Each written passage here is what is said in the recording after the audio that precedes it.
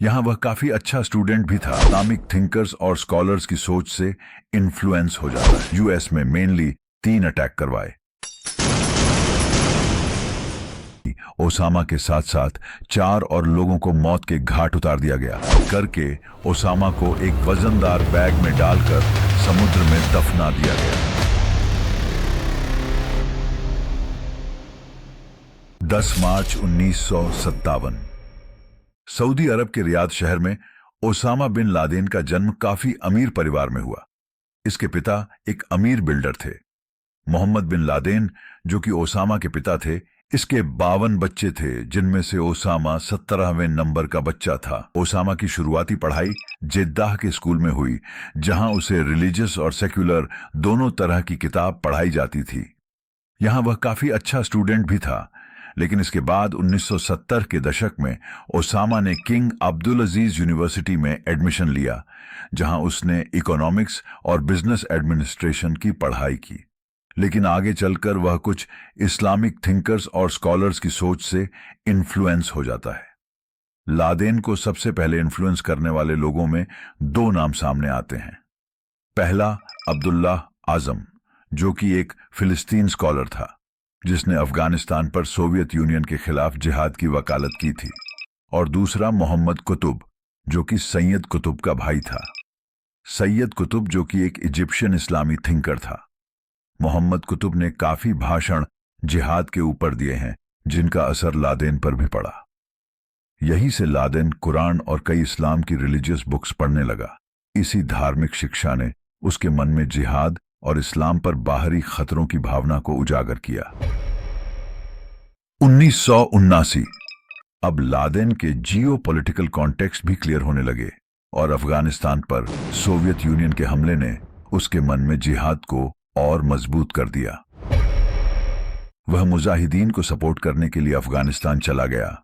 वहां उसने मुजाहिदीन को फाइनेंशियली सपोर्ट करने के साथ साथ खुद भी उसमें शामिल हो गया, जहां उसे आतंकवादियों की ट्रेनिंग भी मिली। इसके बाद उसने मकतब अल खिदमत की शुरुआत की और कुछ समय बाद 1988 में अल-कायदा की शुरुआत की, जिससे वह पूरी दुनिया में जिहाद करना चाहता था। इसके बाद उसने यूएस में मेनली 3 अटैक करवाए।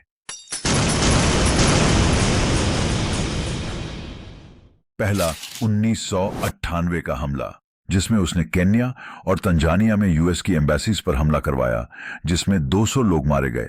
At 10:30 a.m. local time on August 7th, 1998, a massive truck bomb exploded outside the U.S. Embassy in Nairobi's CBD. दूसरा हमला 2000 में, जिसमें उसने यूएस के एक नेवी शिप यूएसएस कोल पर हमला करवाया, जिसमें 17 यूएस सेलर्स मारे गए। तीसरा और सबसे बड़ा हमला 9/11 का, जिसमें 19 आतंकवादियों ने प्लेन हाईजैक करके सुसाइड अटैक्स किए थे, जिसमें करीब 3000 लोग मरे गए थे।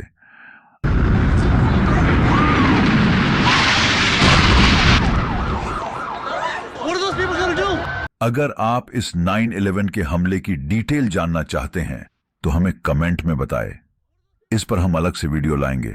चलिए वापस कहानी पर चलते हैं। इसी हमले के बाद से लादेन यूएस का प्राइमरी टारगेट बन चुका था, जिसके बाद 2010 में यूएस एजेंसीज लादेन के काफी भरोसेमंद asset Abu Ahmed al Kuwaiti को ट्रैक करती है।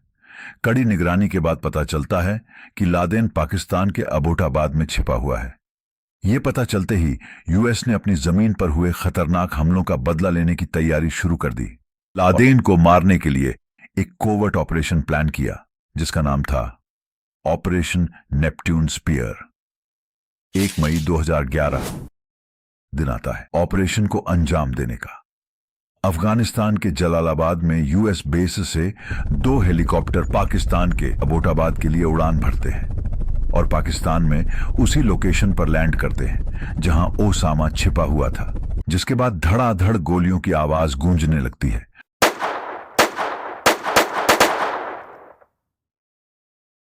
और सिर्फ 40 मिनट में ही ओसामा के साथ साथ 4 और लोगों को मौत के घाट उतार दिया गया, जिसमें ओसामा के अलावा Abu Ahmed al Kuwaiti, Laden का trusted asset Abrar al Kuwaiti, Abu Ahmed का भाई बुशरा, अबरार अल कुवैती की पत्नी Khalid bin Laden, Osama bin Laden का बेटा इन्हें भी मार दिया गया, जिसके बाद ओसामा बिन लादेन की बॉडी को अफगानिस्तान लाया गया, जहां उसकी आइडेंटिफिकेशन हुई।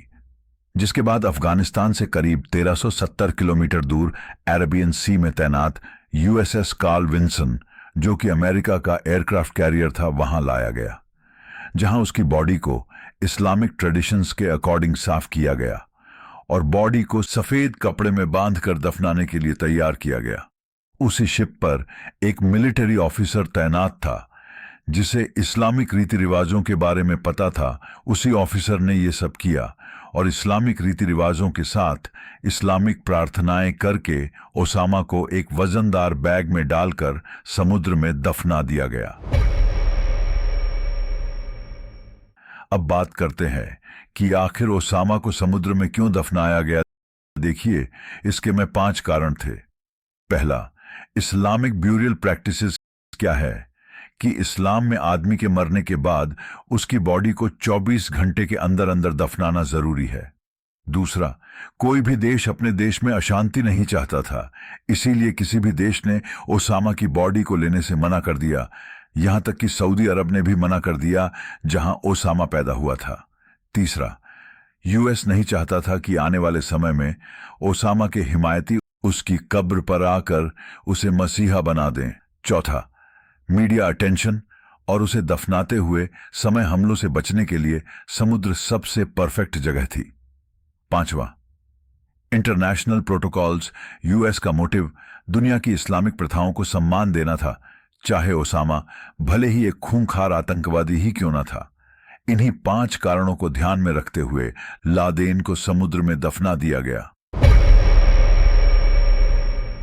अगर वीडियो पसंद आया हो तो वीडियो को लाइक करें, और अगर आप 9/11 के हमले में एक डिटेल वीडियो देखना चाहते हैं तो हमें कमेंट करके जरूर बताइए। और ऐसी ही वीडियोस देखते रहने के लिए चैनल को सब्सक्राइब जरूर करें।